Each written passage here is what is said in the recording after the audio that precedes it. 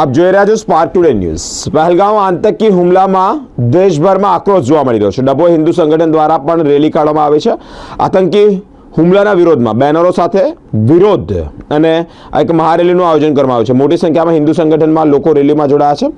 નાપાક પાકિસ્તાન પર યોગ્ય કાર્યવાહી કરવામાં માંગ પણ કરવામાં આવી છે। આતંકવાદી સંગઠનો પર કડક કાર્યવાહી કરવા માંગ ઉઠી છે। આતંકવાદીઓના પૂતળા બાળી અને વિરોધ કરાયો છે। પાકિસ્તાન મુર્દાબાદના નારા લગાવી અને વિરોધ કરવામાં આવી રહ્યો છે।